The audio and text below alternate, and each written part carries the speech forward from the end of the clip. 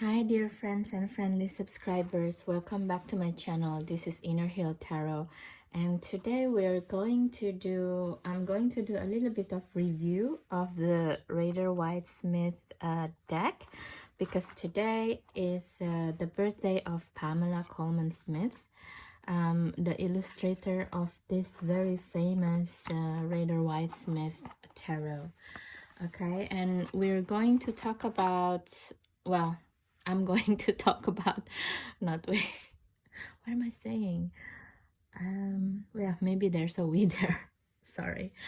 Yeah, I'm going to talk about how the Rider-Waite Smith, a very fast and brief history that I pick up the information here and there about Pamela Coleman Smith, and also about the derivative of the Rider-Waite Smith deck in itself, how it's developed from the time that it's created until today. There are so many Rider-Waite Smith clones, and I own few of them, but as you know, I always looking forward to see other deck creator who bring in their own point of view of the archetypes that being shown in this deck, in particular the original Rider-Waite Smith, but put their own spin on it, you know, because I feel that there is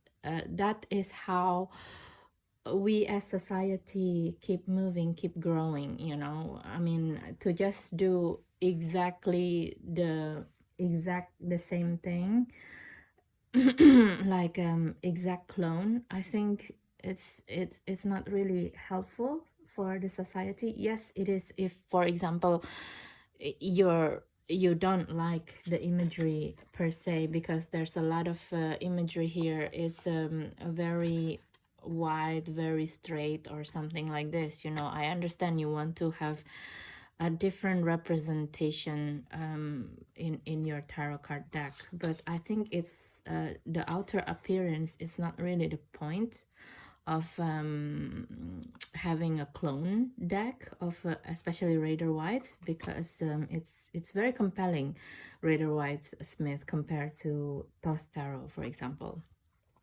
because Thoth is more religiously keen on the Kabbalah system, on the symbolism, so it's a bit hard to make a derivative of that. I feel there's a very rigid system that you need to adhere to if you're doing a Thoth system deck. I feel, in my opinion, I don't work with Thoth that much because I'm not really familiar with the Kabbalah system yet. I'm still learning, but with the Rider-Waite Smith, I feel when I pick it up on the get-go, I like it, you know. It feels like fish. I feel like fish in the water to read with it, you know. And of course, a lot of the books that you know, teaching how to read tarot, most of them based the way to read tarot on the Rider-Waite Smith, you know.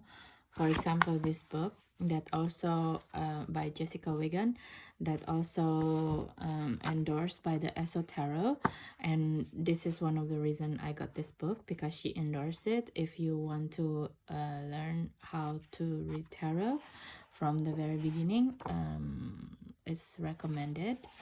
I mean, for me personally, I just read it a little bit here and there. I don't use this book as a Bible, for example, but sometimes it still works as well, you know. Sometimes I pull up the cards and see the patterns that doesn't make sense, so I read it again, you know. So that's one. And the other one is also this book that has like mini cards inside of it, and both of it is like from the Rider-Waite and the Thoth, that give you a glimpse of what is the difference between the Rider-Waite Smith and Thoth Tarot in general. I feel this book is also very useful, especially if you want to study both system, because the thing is, this two system of tarot is coming up actually from the early 20th century, early in 1900s, and for the Rider-Waite, and these two system actually came up to be because of the Golden Dawn, you know. So the Golden Dawn is the secret society that study occult, and three of the people who created this system, the Rider-Waite Smith and Totaro, went to that study in that occult society, and one of it is these three people. It's Arthur Edward White and Pamela Coleman Smith, who collaborated to make the Rider Tarot deck. And Aleister Crowley, he also a member, and he created the Thoth Tarot. And the Thoth Tarot, I'm not gonna go into the Thoth Tarot right now because it's not about Thoth Tarot. But basically, they studied together in this occult society school, and one of the encouragements that being given to each other is like, let's create our own tarot deck based, and I don't know about Thoth Tarot, but the Rider-Waite Smith taken Solabusca Tarot that originally came from Italy, and they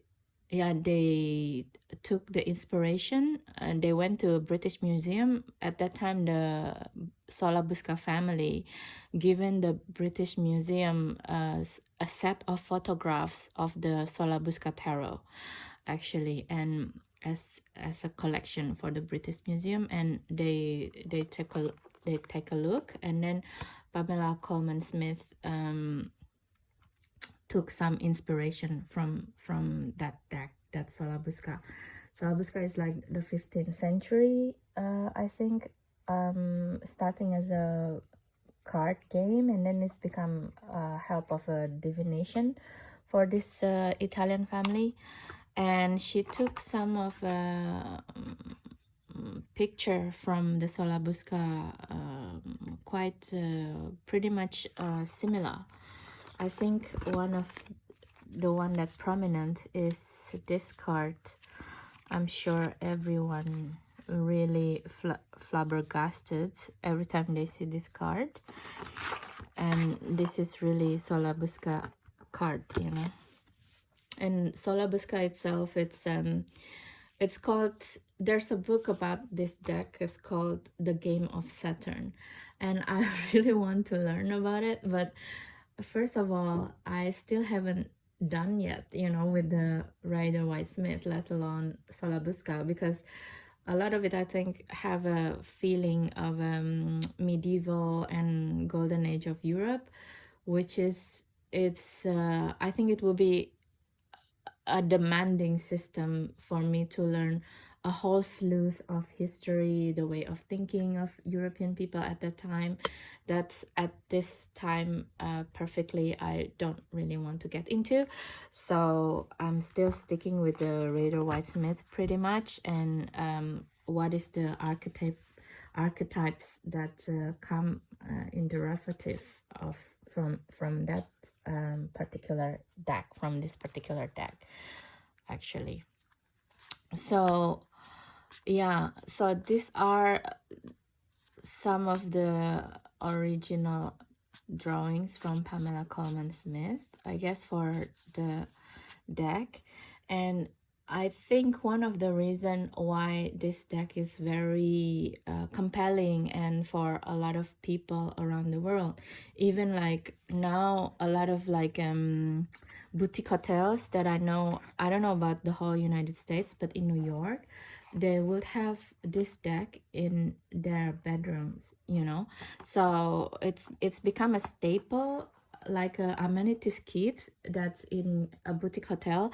You need to have a tarot deck, you know. It's so cool how mainstream tarot has become, even though it's still like to us this has become a classic way, right? Because the way the clothes depicted is very 18th, 17th, 19th century feeling for us now.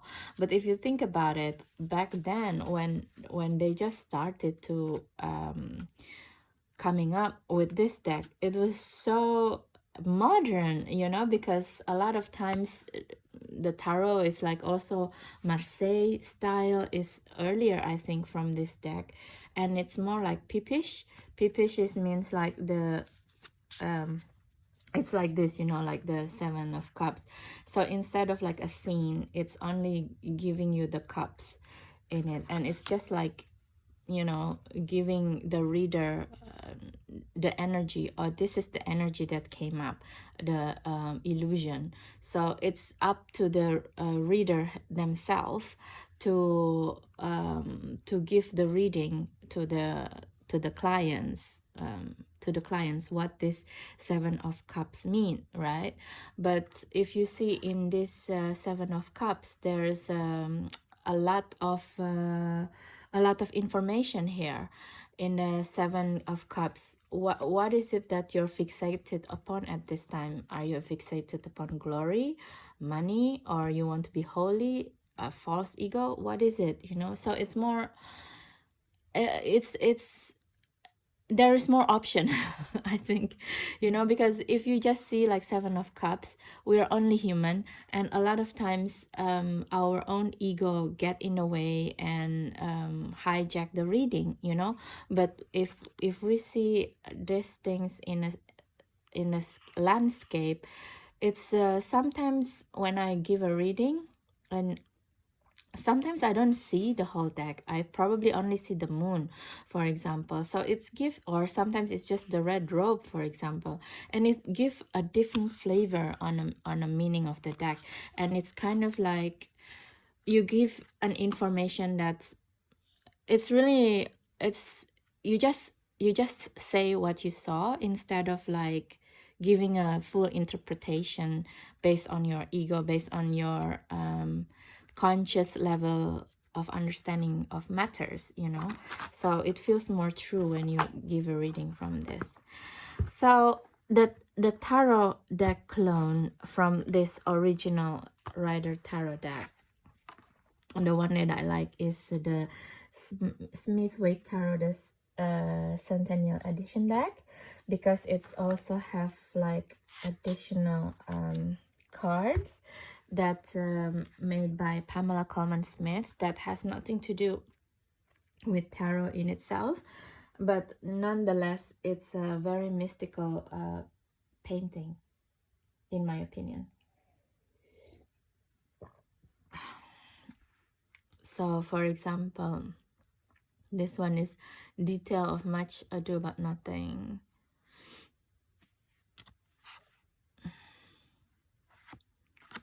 You know, let's just see this without the explanation. Look at this, you know. It's very esoteric with the heart and the red rose, bringing in like passion and truth in passion. And this one is Once in a Dream.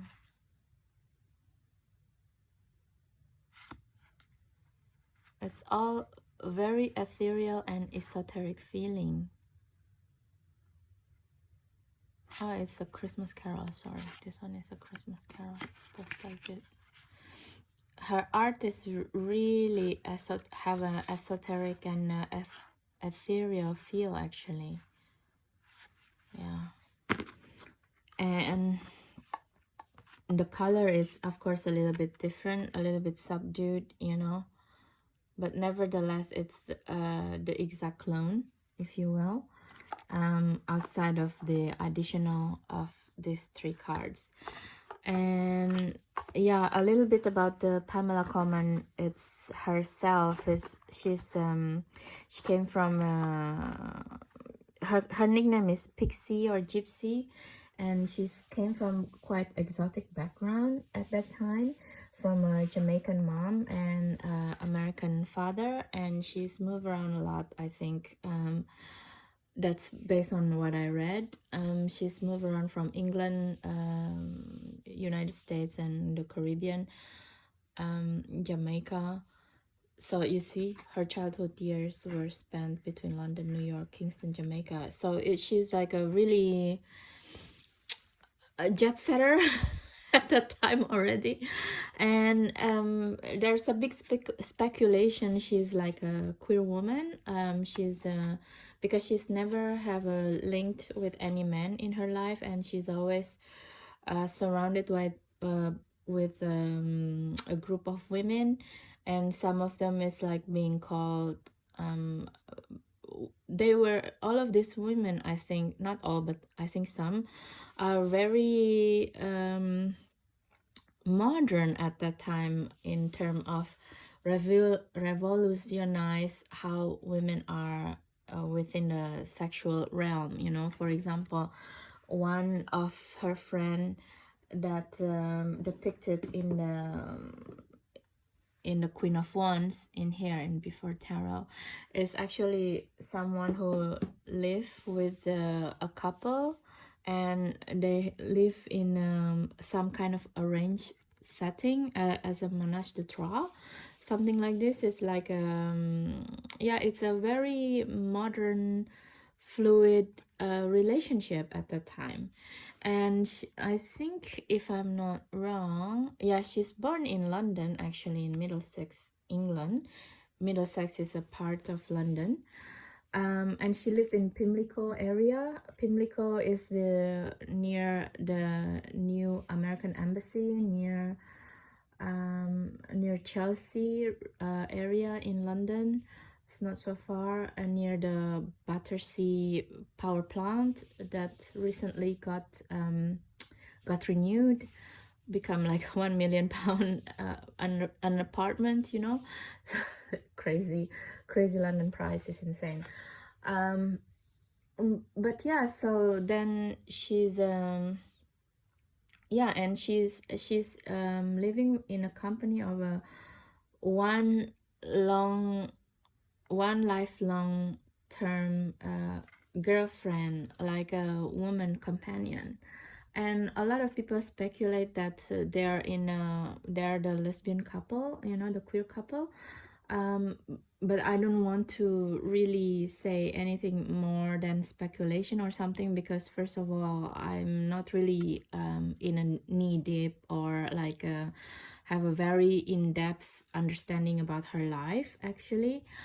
And also, like, the notion of queer or lesbianism in our time, it's probably really different from their time, you know. So I don't really want to jump into conclusion and stuff like that. It's just based on text online and from books that I read. That's about her. And she died somewhere in like 1951 or something like this in Cornwall, also a part of England. She got like inheritance from one of her uncle, and so she went to Cornwall with this female companion that people said that actually her wife, or not her wife, but let's say like you know, lifelong partner. And yeah, she made money in the end by doing Airbnb for the Catholic priest that need a holiday, you know. Talking about being modern, right? Yeah, at some point she's also converted into Catholicism, so she's become a Catholic, but it doesn't mean that she's become a devout Christian, you know. She's just like also using what's going on in Catholicism, a lot of things that underneath in the Bible and the understanding of Christianism. She's pairing it up with her pagan knowledge and the Golden Dawn knowledge that she has. So for her, it's like being a Christian is like so fun, because she can read between the lines, basically, right? And she uses it to her own advantage to create her art, I think, until the rest of her life. and when she died with some debt, and so like her arts were sold and auctioned, and she's kind of falling down into obscurity, and people kind of like forgotten her name, even though her tarot decks become more and more popular. And just after, I think very recently, like the centennial edition kind of and then there's a Pamela Coleman Smith deck that's being published, and then her name is coming back from obscurity, and people start to publish in books and in articles of her other works that very unknown but very esoteric as well. If you see one of her paintings about blue cat, oh my god, it's one of the most esoteric painting that I've seen from an artist, especially a tarot artist, you know. And so with this I'm going to end my knowledge of Pamela Coleman Smith, and I'm thankful for her for bringing us such a rich and deep esoteric knowledge that she got with the other Golden Dawn society members, that it's become like something that helpful a lot, not just in the occult realm but also in psychological realm. In my own opinion, it's very helpful to understand the collective unconscious and subconscious that's happening, you know. And instead of just fixated on the news that probably only serve an agenda for some people, we can get we can derive our own meaning from of the situation of our life, not engaging too much with what happened outside, but more engaging to our inner wisdom, you know. And oh yeah, one more thing that I would like to say, and about this deck, the number 8 of this deck, which is strength, right? Strength, it's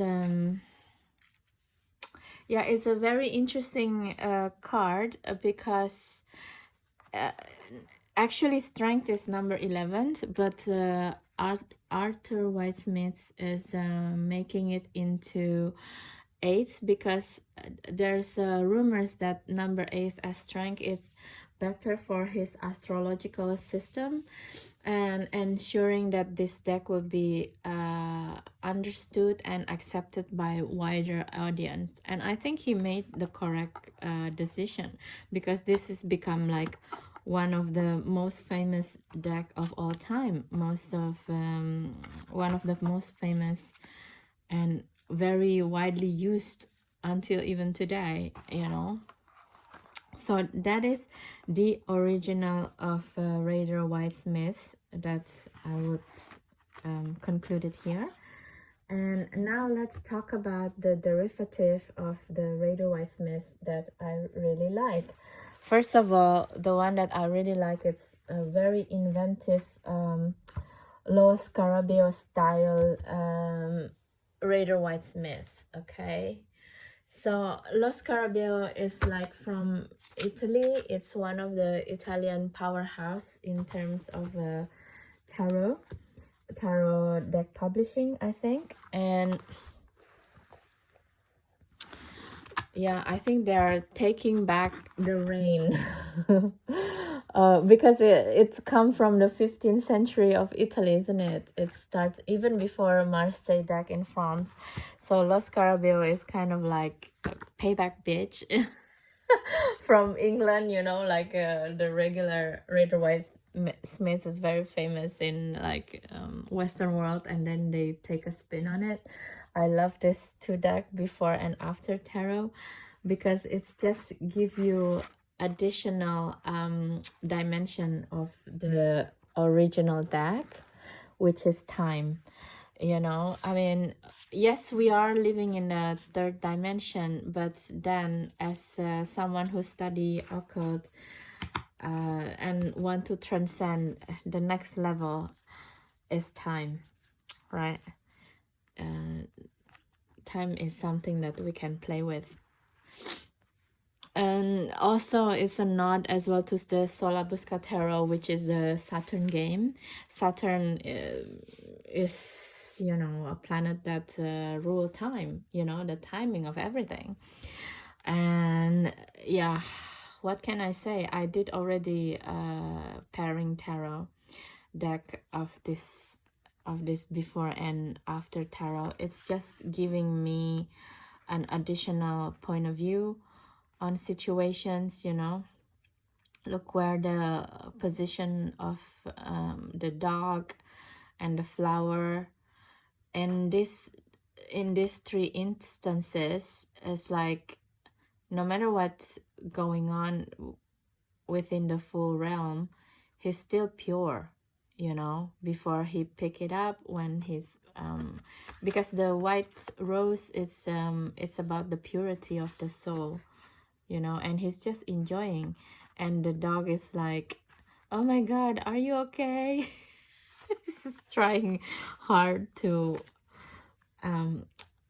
reassurance. The dog is like a very loyal companion, right? And in the after tarot, if you see, like, the fool is just letting go his baggage. He's already traveling with a very light baggage, and he just let go everything, even the smallest baggage that he has from the previous journey. He has to let go, and what the only thing that he's embracing is the white rose. It's beautiful. So this time and time again, it's creating the notion of time that I really love between the two decks. But also what I like as well from this derivative of this Rider-Waite-Smith tarot is also the vice versa. Oh my god, the level of the vice versa tarot is just another thing in this world, I think, you know, when talking about Rider-Waite-Smith clone. Because the thing is also, outside of being a clone of Rider-Waite-Smith, so most of the time we see it outside of realm of time, before and after tarot. I think what vice versa tarot give to our tarot world is the sense of space, actually, the background, you know, the background story, which is also the fourth dimension, the correlation of time and space, right? I mean, it's still 3D, I think, actually, sorry, the space, but it's the full roundness, literal 360 degrees of the understanding of the 3D world of space. That's what I think about vice versa tarot. You know, for example, again, the Fool in here, we don't even see the dog in here because the dog is in the back. Sorry, you know. So in here, it's like the dawn of the new day, and this is like within himself, the yin and yang of the Fool. Why he needs to go to a new adventure, because he saw the new purpose in his life, the shooting star, you know, and he lost within this way. He already know that he will lose a little bit of his innocence, but nevertheless he will go towards his new purpose in his life. Things like this, you know, like makes me, oh my god, people. Let's say something quick about the deck also that I'm really like. Let's say about the major arcana only, because otherwise we will stuck with the 3 hours video. So for example, the Justice card, okay? Again, with the 360 understanding of space, and the conscious and unconscious. And in this justice card, it's in the vice versa tarot, it's so beautiful because it's incorporating Ma'at, the goddess of justice in Egypt, you know. And the feeling of justice here with Libra, actually there's a correlation, okay, because this Libra is this scale is actually used to give a balance between grain and something else, and one scale is one Libra. That's why the zodiac sign is called Libra. Libra is like 330 grams. I know this from Matthias Di Stefano videos, so blame him if it's not 330 grams. I'm just echoing him actually, because I just trust him for his knowledge, okay? So yeah, basically that's why it's called Libra. It's 330 grams. I mean, if you're also within the understanding of numerology, it's another added depth layer of why it's 330 that I'm not going to get into now. Yeah, with the Ma'at here, and you know, let's see the back of it. Tan tan tan tan tan. Look at this with the Sobek, the god Sobek. So also with this Ma'at Libra justice system, when we died, based on the Egyptian understanding, our hearts, our emotion are being scaled up with the feather, you know, with our mind. Is it balanced or not? Basically that if you're balanced between your emotion and your mind, then it's deemed like eternity, like a heaven. That's what heaven is for the Egyptian lore, okay? And you go on to the next life and taking on bigger responsibility in your life probably, and reincarnated again in the 3D and after all of the soul plan and everything. But basically, before you go on, there's this scale, this Ma'at scale, that you have to make sure that you're in balance with, or otherwise the god Sobek here, he will eat your heart, this figurative heart, which is the emotion, and then you have to redo the previous incarnation and learn again for a lifetime, basically. So this is what the justice means that I pick up from this vice versa tarot. It's, yeah, it's exciting. One more card from this one that I want to talk about is this card, the Star, which is where we are right now. Why thinking of Pentacles here? Anyway, so with the Star here, it's very heavily wrapped in Egyptian symbolism, okay, in both of them. Like, this lady is supposed to be Lady Isis. She's the goddess in the Egyptian lore, I think. I mean, yeah, I feel it's like that. Correct me if I'm wrong in the comment, please. But my understanding, like, this is like the Lady Isis, and this biggest star is the star Sirius, the North Star, for a period of time in our Earth. And according to Matthias, right now our North Star is no longer Sirius actually, but the star Polaris actually. And these 7 stars is the Pleiades 7 sisters. So it's like something that bring us hope, you know. And this Ibis is like the Thoth, his he's the architecture of this 3D reality actually.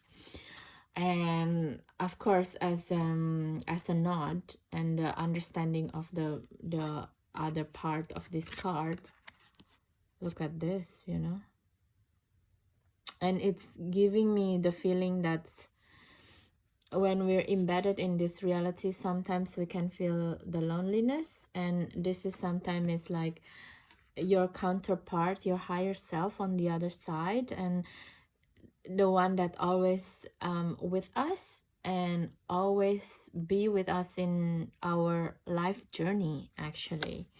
And this is why we're doing this motion, to give us hope, you know, to give us hope and giving in the understanding from the higher self into the realm of emotion and understanding that we already have within us, additional. Oh, I didn't even see the ibis bird in here. You see, like, it's also here. Look. I've never seen this before. Oh my god.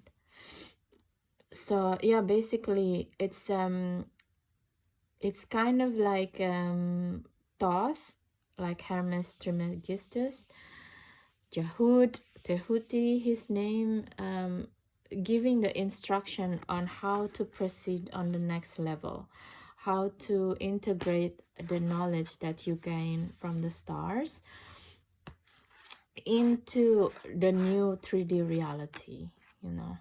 Such a beautiful card and beautiful deck, both of them. Okay, so that is the derivative Tarot Smith clone that I feel very nice to have, to be quite honest. And it is like, in many ways it's still a clone, but at the same time it's a clone with a twist, you know, the understanding of the 360 degrees of the space with the vice versa tarot, and the notion of time with before and after tarot. It's so beautiful.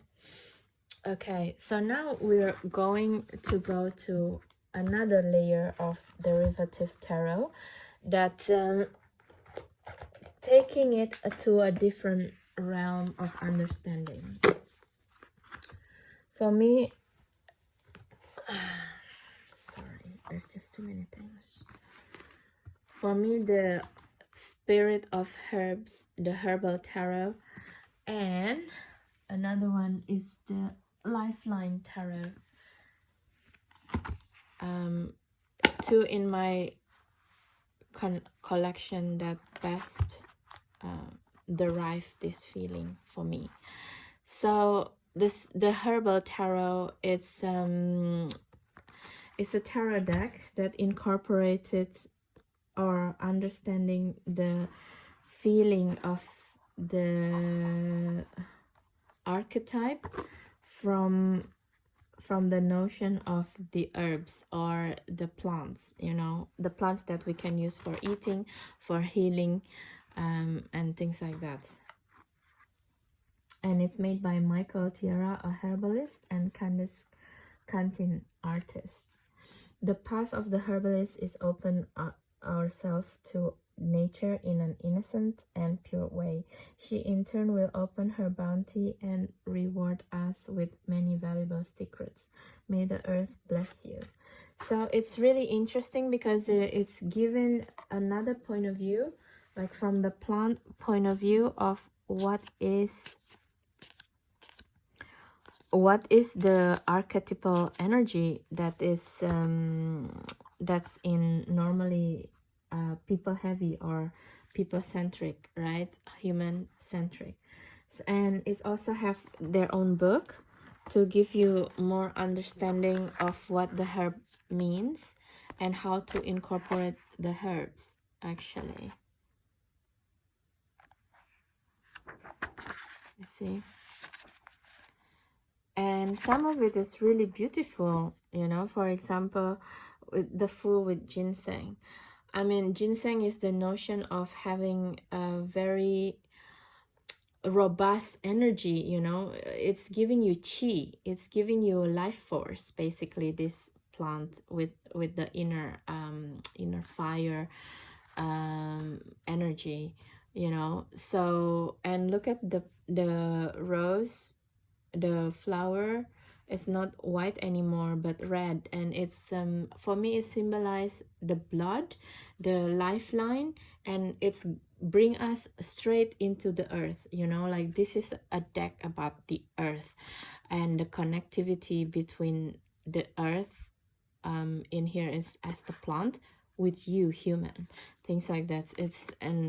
It's give another understanding of the archetype, you know. For example, like the high priest with the sage as well.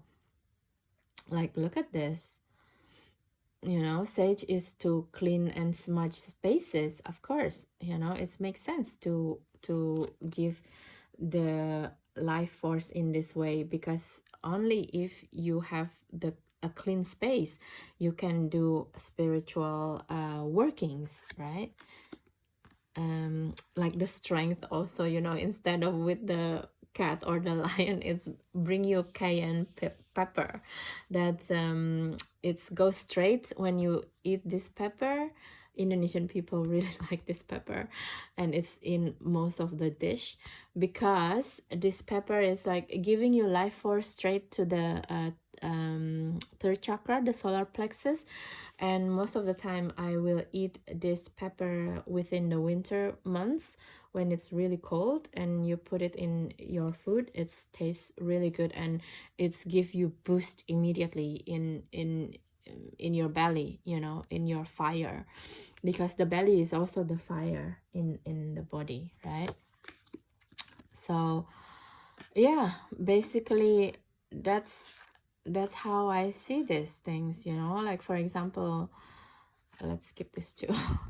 For example, because I'm looking at the time, because for example, like the comfrey as the world, it's so beautiful.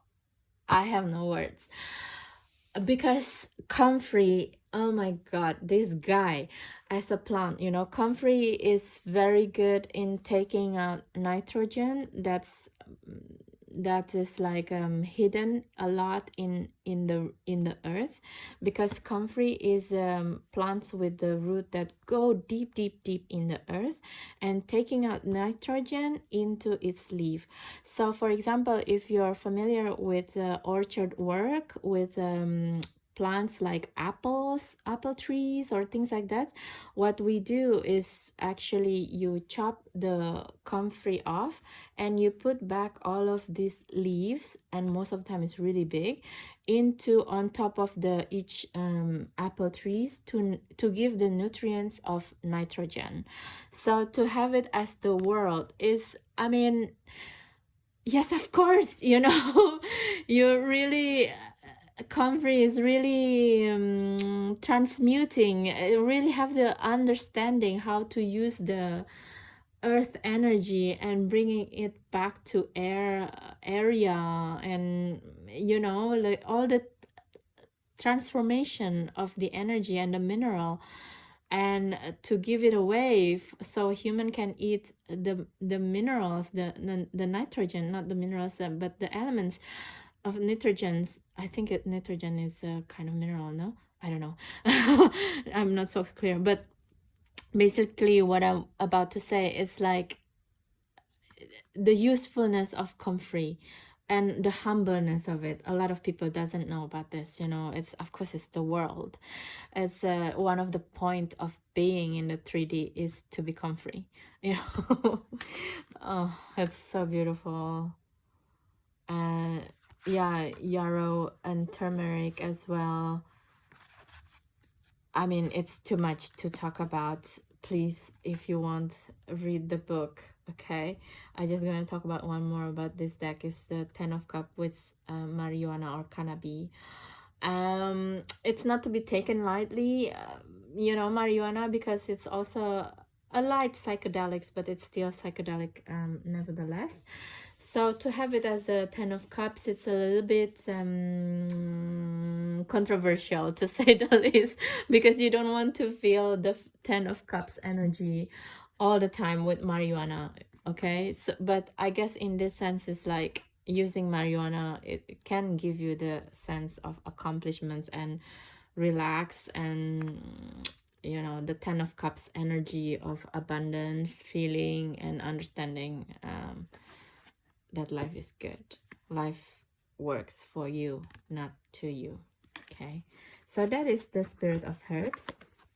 Let's have a quick look on the other derivative in meanings for the lifeline color outside the lines tarot. That's also, to me, it's quite inventive, you know, by Thomas of Hermit's Mirror. Like, even from the box, that's, you know, the backing of the deck, it's like a DNA strand to me, but in a more elaborate manner. And the wordings, you know, if you just buy like a real tarot deck, it's always comes in a very nice things. And this one thing that about this tarot deck that I found it really brilliant is he prints his card deck in America, where he's from, but he created the beautiful deck from China. I mean, talking about, I'm always talking about the fake deck and stuff like that, and make China like almost like the enemy almost. But I mean, what would you do, right? If you give your all files to a foreign land that you would hardly go, of course one of the big risks is like your artwork would be stolen, you know. So therefore you need to be savvy in a way. It's like this, because to make the box in the United States, I think it will be cost a lot, but in China it's quite cheap actually to make a box like this, and it's very beautiful. And on top of that, you don't give away your deck, your intellectual property, basically, right? So be smart. I mean, that's why I like this deck, even though I don't use it as much. I feel that this deck, it's really good for people, or for reader, or for psychology, for psychiatrists, I think, actually, because I mean, to see it, first of all, the artist, which is Thomas here, is it Jasper? Where is it Jasper? Oh, probably it's for Jasper. I bought it secondhand, so okay. And it's limited edition as well, so yay. So basically, look at this. It's give you like a different understanding of the classic tarot deck, Rider-Waite-Smith, right? And it's lining the energy wave, you know. So for example, to me, for people who have some kind of mental challenge, or you know, some people have sensitivities with their eyesight or something like this deck, I think, could really helpful. And also there's a notion of creating your own reality by not putting the vowels, right? It's called, yeah, vowels and consonant vowels in the deck, you know. So you can put you in here, or A in here, musician, or something like this even. So it's just giving me a certain kind of different dimension of the deck itself. Maybe you can use it under marijuana or something like that even, you know, and there's possibility you see something else. And it's kind of highlighting something that's very important on the deck. For example, like the Four of Cups here, it's highlighting the Fourth of Cups that not being seen, you know, what is the energy of the deck here? That's what being highlighted. So yeah, I love this derivative of Rider-Waite-Smith as well, because it gives a different meaning and a different energy in a Rider-Waite-Smith clone deck. And for the last two decks that I want to talk about, we're going to talk about decks that quite further and further away in terms of putting Raider White Smith as a clone of Raider White Smith. Okay, I hope what I'm saying is making sense to you. And two decks that I feel can help us to see this feeling is the Cats Rule the Earth Tarot and Ask the Witch Tarot, which is also Hexen Tarot.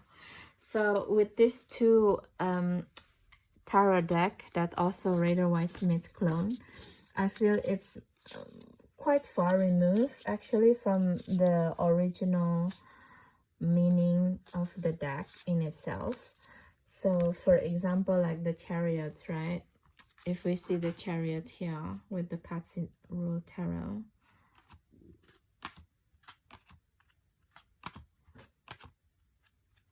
it's yeah, it's someone with very elaborate feeling, with someone. This is like a people heavy deck, the Raider White Smith. So it's about someone who, under the guidance of the stars of his destiny, muster up the courage between the two titty sphinx. That's what esoteric says, titty sphinx, you know, sphinx with titties. So basically someone who's understand the unconsciousness and subconsciousness, so this is the animus and this is the anima, right? Because they have titties. So basically this is the base of how someone goes towards their destiny or their soul contract, right? But in this Chariot with the Cats Rule the Earth Tarot, a cat who have disabilities in the hind legs, you know, so it still have the stars with him as a clothing, and the background is similar, but it's more like, instead of animus and anima feeling, it's more like the wholeness of the cat in here. That's you know, because a cat is a cat, I feel they're always in animus and anima all the time. They're never separated in this way, you know, their understanding of their animus and anima. They only do things that they want to do. You can't force a cat to do something, you know, it's just not possible.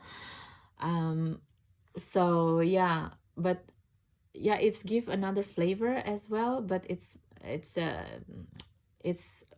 gone further away from the intended meaning of the Raider White Smith in itself, I guess.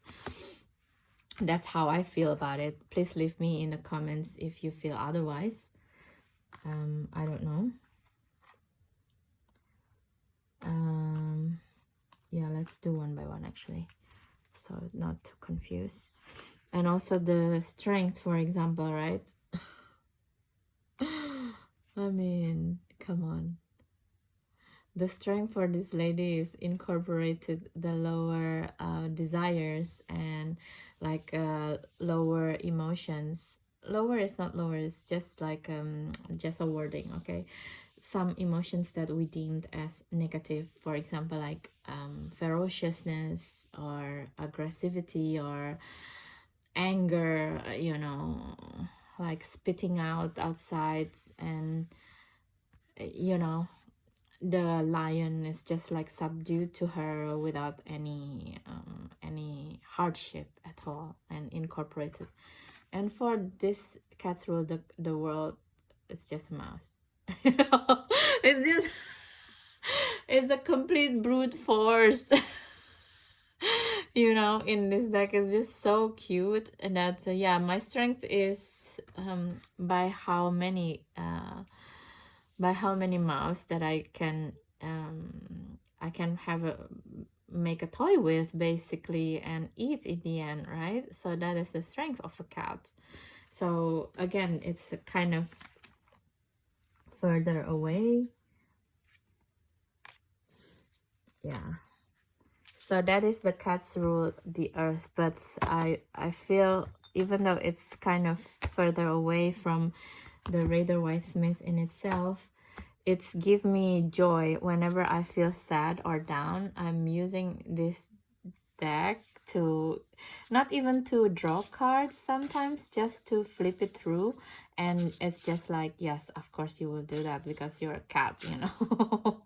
Like the Five of Cups, like this, look, he's the one who's like putting it down. You know, he doesn't, cats don't feel regrets. They're really in tune with their emotion from moments to moments. That's why they're great as a companion. Doesn't mean that dog is not great, but I love cats. So in the end, we have this Ask the Witch Tarot, which is I think this deck is very interesting because in the term and the realm of the major arcana, it's quite different from the major arcana in the Rider-Waite-Smith in itself. Let's see from the make a mess a little bit. I don't care. You see, for this, and a lot, most of, I think all of them, the major arcana, or almost all of them except the sun maybe, in Ask the Witch Tarot are like female figure. So for example, in here, you know, you can see it very clearly. It's like this magician is like working with the elements, like inanimated elements in her life, in his life, right, and make it into reality. But the witch hexen tarot, or Ask the Witch Tarot, it's adding up more elements, which is the emotion that is depicted, also the mammalian and the avian emotions that's within her, you know. So she's not just using the animated elements to manifest her reality, which is like also actually the cup is also emotion, right? But I guess this is more like Piscean emotion, which is more because we have two brains, right? The unconscious and conscious emotions. Like the reptilian brain. I think what is in the cup in here with the additional mammals here with the tiger, it's depicting that the cups is more like the reptilian emotion, the reptilian brain, the flight, fight, freeze, and fawn emotion, right, with the lower brain. But she's also incorporating the mammal and the avian, which is like the bigger brain, the mammal brain, you know, the conscious. So outside of understanding her unconscious thoughts, she's also taking care and make into real 3D reality how she presenting herself, things like this, you know, with the mammalian and avian emotion also in the hold of in the realm of manifesting, you know. So it's like a projection. She's making a projection. How do I want to look like today? Am I going to approach things in tigerish way, like I'm going to wait until I can pounce, or like in the ego way, I want to be detached today with what's happening in my life and I want to see it from the bigger picture, you know. That's part of the magician game, actually. How am I going to relate with this reality? You know, it's beautiful and it's very it's quite the next level, if I may say so, you know, from the Rider-Waite-Smith, which is beautiful. I told you I really love the additional thinking of every tarot deck maker, and this is why I'm not messing myself with tarot, with Thoth Tarot yet, or Sulaboska or Marseille, because I want to be more immersed with the Rider-Waite-Smith, which is like, for me, it's like fish in the water, you know. And probably if in few years or few months, I don't know, or few days even, I'm like, oh, I'm really interested in Thoth now, let's go, you know, why not? And the second one is the Sun deck, and yeah, I don't know what to say actually, but outside of just, let's read actually from the Sun in this deck.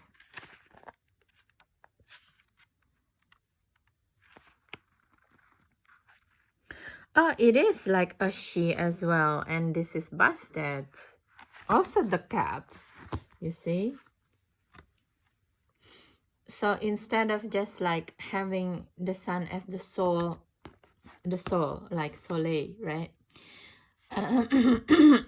As the Witch Tarot is personified the energy of everything into like deities actually in all the major arcana, like, yeah, all the major arcana have deity in it actually. I think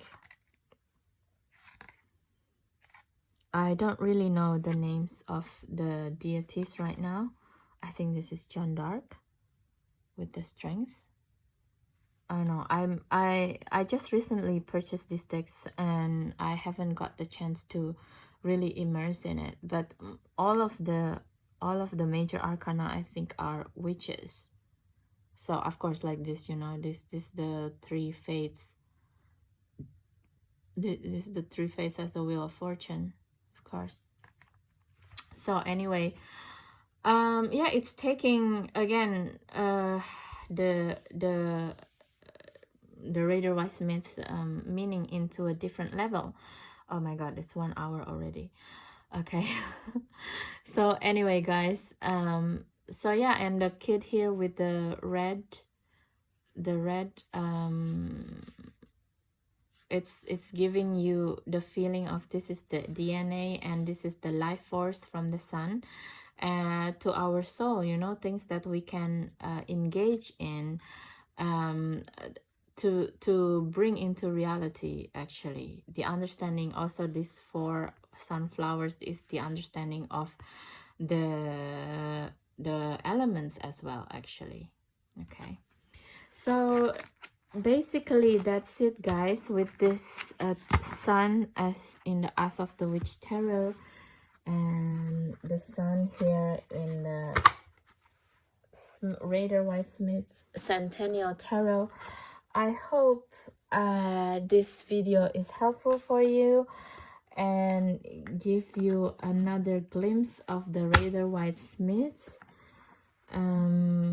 classical deck and how it's derived, how it has been derived, have a derivatives and the slightly variation to big variation of what is understood.